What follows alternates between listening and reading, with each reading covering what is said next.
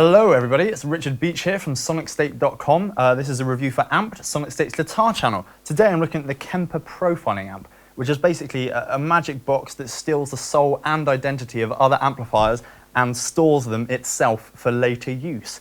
We're going to be looking at how it does that, and we're also going to be looking at what all of these things do. And it's quite intimidating to look at.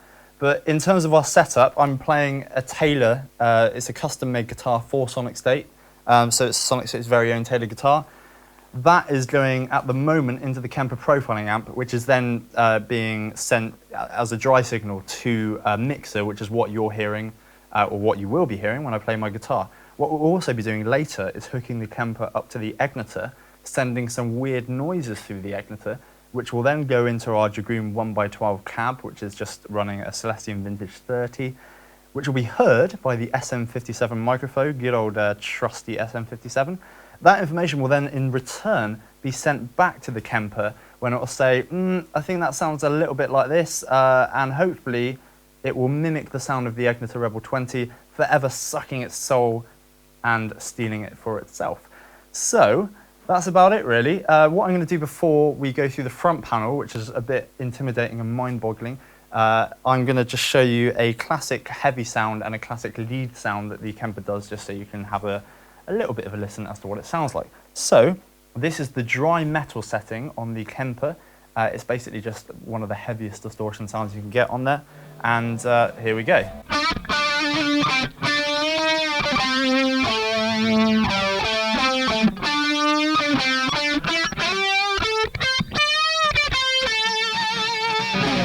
And then a bit of chugging, sounds pretty heavy.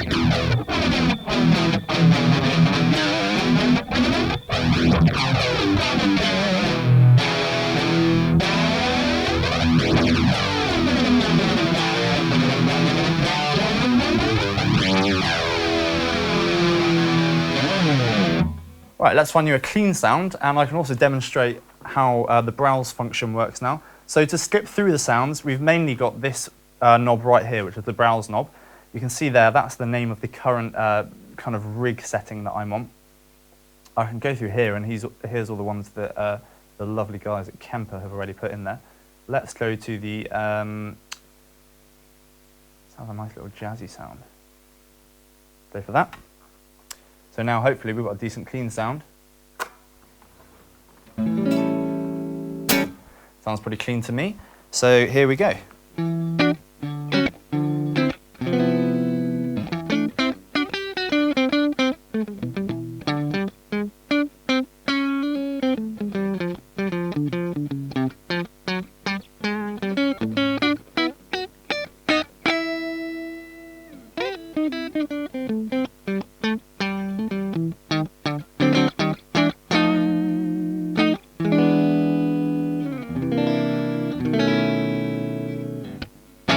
So that's basically what it's doing at the moment, a clean sound. And then just to explain more of the front panel, we could have a load of stomp boxes running and we could have a load of effects running, but this is quite a simple rig. We don't have that at the moment.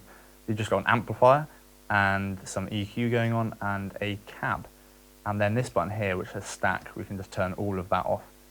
So if I hold down the amplifier button, that just allows me then to browse through a number of amplifiers that I can use under this particular rig. And then I can do the same with the cab button, and again I can go through some speaker cabs. So not an awful lot going on, but a lot can be done. So that's what we're going to go through now. So here we've just got this kind of chicken foot switch, and that's obviously the off button. Then we've got a tuner. When we're in the tuner mode, when we exit that mode, we get a display here so that I can tune my instrument. The great thing about that is if I flick to the browser, if I play an E, there's also this little light display here that shows me approximately what my tuning is. In the browser, this is where I can access everything on the panel pretty much. Up here I've got a noise gate that's fairly self-explanatory.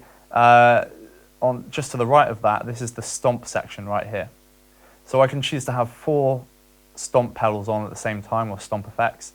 At the moment there's none, but if I click A and hold that down, I can hopefully scroll through and I can choose to add any sort of effect, and you can hear that there's some horrible noises coming through now because those are affecting the signal path.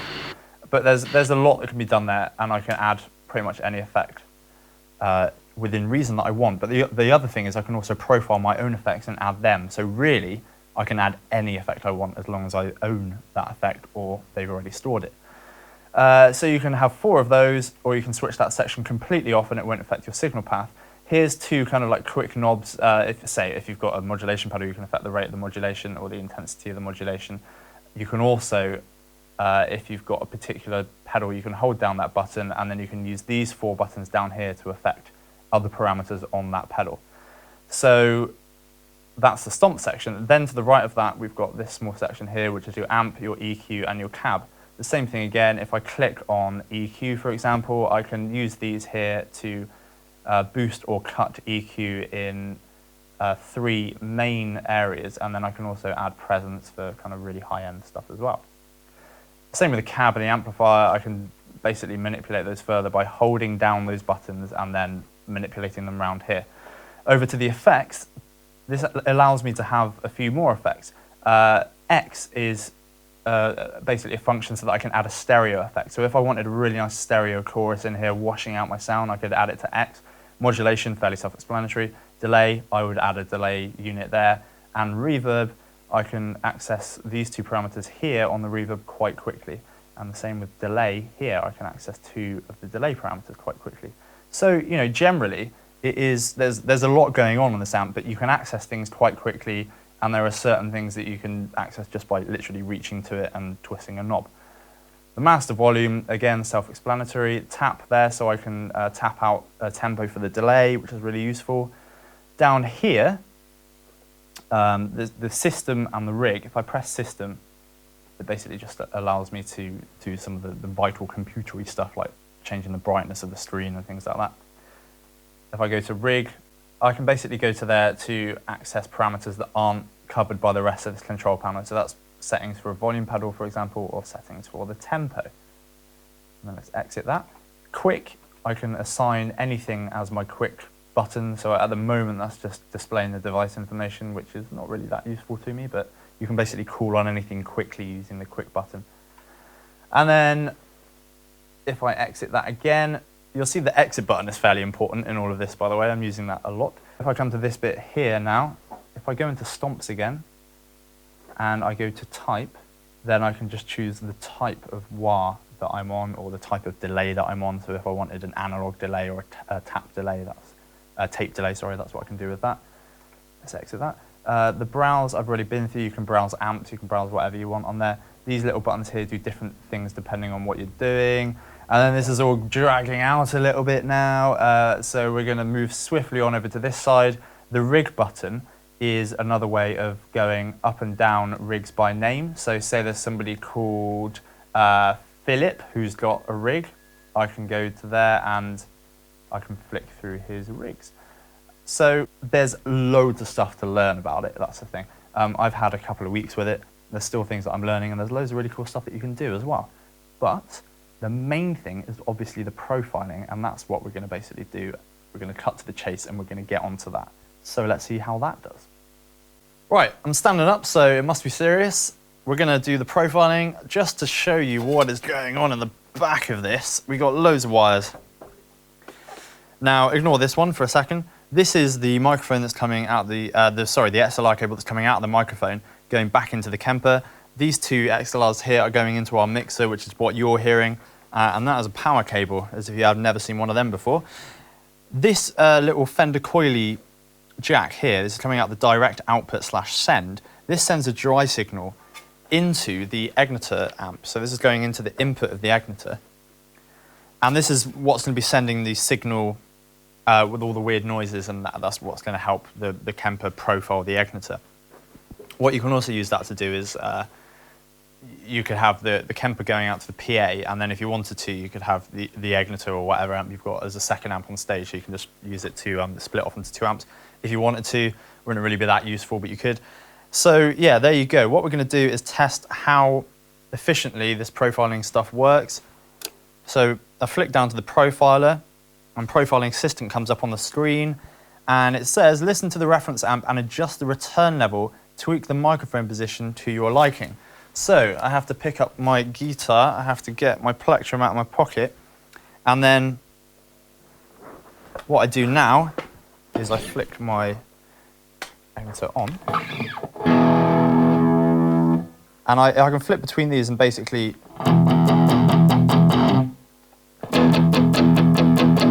as long as those two volumes match, then it's absolutely fine. Then I go to the next stage, and it asks me if I'm doing a clean or a distorted sound. I'm doing a distorted sound on the egnator at the moment. And then I need to match the EQ here to the EQ that's on the amp, which is just a flat EQ, so that's what I've got. And then you just start profiling. Listen out for the weird noises.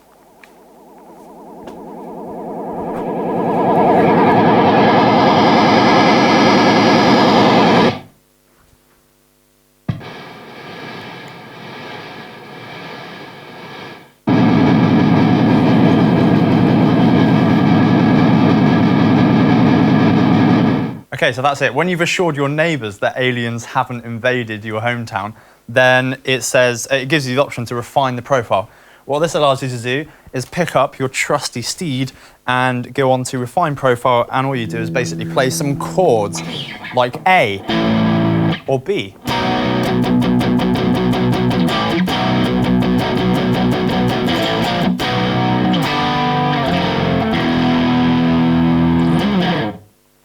Then you finish the refining.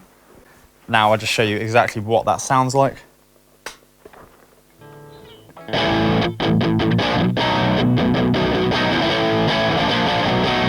I've got to say, that sounds very much like the Egnater Rebel 20.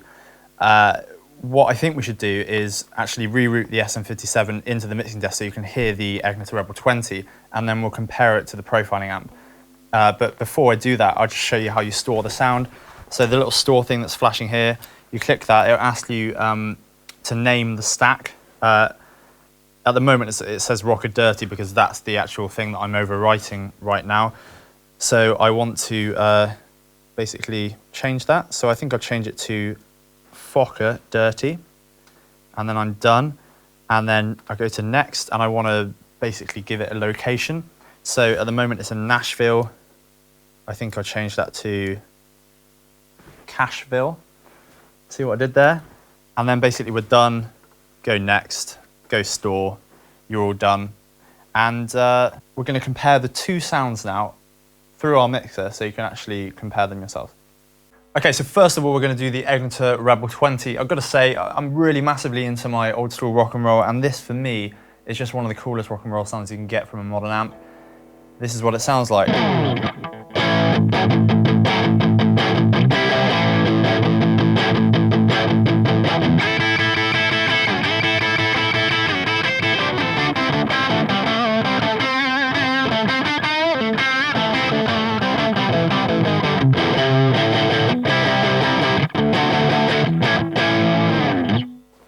And now magically we're going to edit, and it's going to be the Kemper.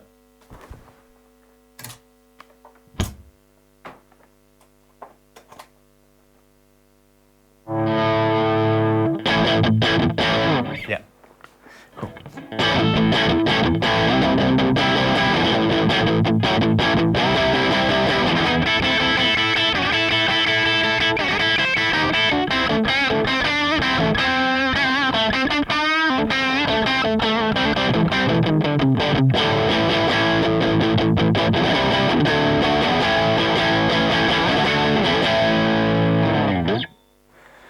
I must say, I'm really impressed at the approximation there. I'm not sure how well it comes through, you know, obviously when we're miking up the Egnater through the SM57, which is, you know, then going into the mixer.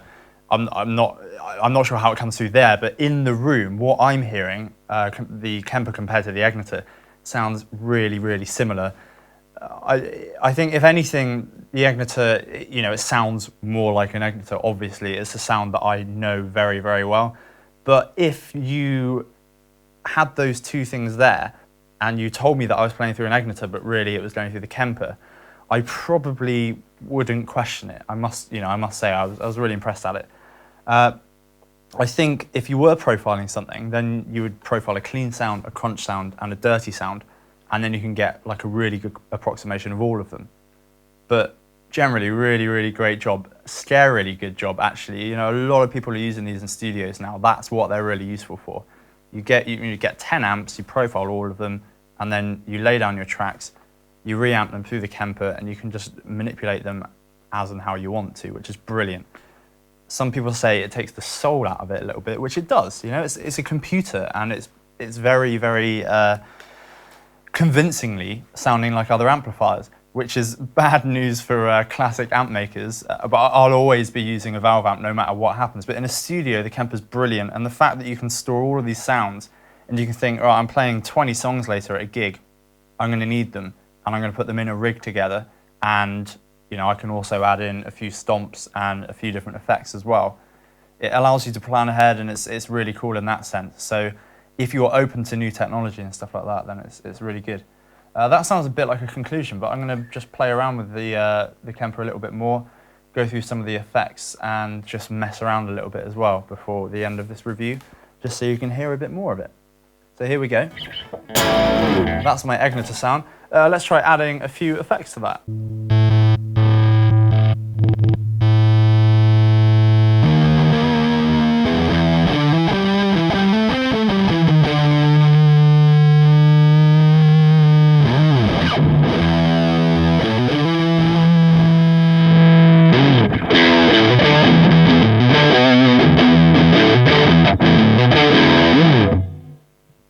Okay, so what I've added in now is basically an English muffin from Electro Harmonics.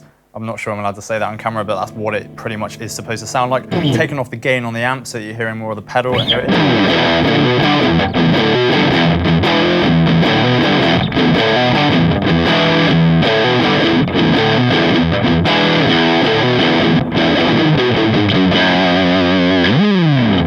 Sounds really cool. Let's try adding something else in there. Vintage chorus, that sounds lovely. Let's go for that.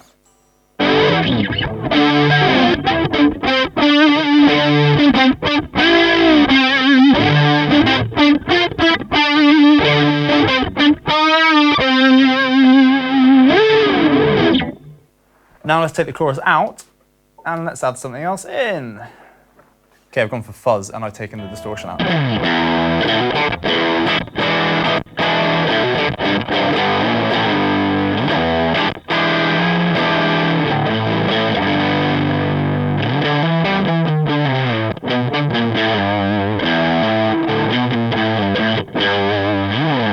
Pretty cool sounding classic sort of fuzz sound. And let's just go for one more thing. Let's go for some delay. Okay, so here we got a nice analog delay. I'm going to play the anti-U2 now.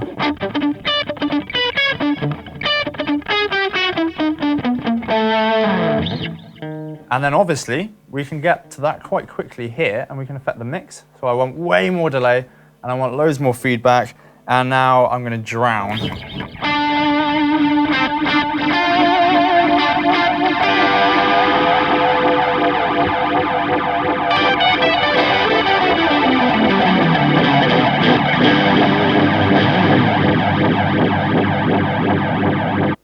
And then I turn the delay off and it's gone. So yeah, really cool. I'm really impressed. And I must say, I was not a believer when I first got this amp. I thought it was going to be horrendous, and I really didn't think I was going to enjoy playing around with it. The profiling, obviously bringing it here in the studio and doing that has been more impressive than doing it at home with you know, monitoring on headphones and doing stuff like that. So generally a great job from Kemper. The prices will be on the bottom of your screen now. For what it is, which is basically like loads of rack stuff in one, really kind of great all-in-one rack unit for a guitar basically to use in a studio, I think it's quite a fair price. It is kind of for those studio-oriented people, maybe not for people who are entering the amp market looking for kind of entry-level gigging amps. Maybe kind of like, you know, the Egnator Rebel 20 isn't a massively expensive amp. If you were just looking to go and do some gigs, then maybe something you can just rock up and plug in might be better. There's a few small downsides to the Kemper, not really that many. The one thing is the boot time. So it's off at the moment. As I click it on, you can see how long it takes to boot up. And that's because it is a computer, basically, rather than an amp. The only problem with that is that if you've got a slightly overzealous bass player in your band and you're playing live and he knocks the power cable out, or something goes wrong, then the boot time just to get it back again is going to be a little bit of an awkward pause in the gig. As I'm talking, it still hasn't booted up. So I'll stop talking when it boots up, and you can see how much I'll have to say in a gig if the guitarist amp turns off and we need to fill a bit of time. So yeah, if I had a joke at this point, I would tell a joke to the audience. They probably wouldn't laugh. It's still loading. It's getting awkward now. The guitarist is beginning to sweat, and it's just on. Okay, there we go. I tell you what also would be great is if the amplifier had a power amp, basically, so that if you rocked up to a gig and the PA was a load of rubbish, which has happened to me a lot, then you didn't have to rely on the PA. You could plug it into a speaker cab and you could kind of, be your own boss when it comes to that sort of thing. But pro guitarist, if you know what you're doing, if you're doing a lot of work in studios, and if you know how to make this work live as well, if you know a good sound man, if you can get on with the sound tech sufficiently at a venue you don't know, then it's a really great piece of kit. I can only recommend trying one out for yourself. The only thing I wouldn't recommend is going to your local guitar shop and stealing the sounds of all the amps in the local guitar shop, because it probably wouldn't go down too well. But maybe if a crew of us got together, we could break into a guitar shop overnight in some kind of Ocean's 11 style heist, steal the souls of all the amps, and then we would own all of the amps in the world. Oh, brilliant. Thank you very much for watching. I've been Richard Beech for sonicstate.com/amp. You can check out more reviews, interviews, news, stuff like that about guitars at sonicstate.com/amp. Go to our YouTube channel, which is Sonic State, and subscribe to that for more great stuff. And go and like us on Facebook as well, which is just Sonic Amp. There'll be lots more from me and the rest of the guys, Rob, Trev, Murph, Nick and Andy. So see you soon. Adios.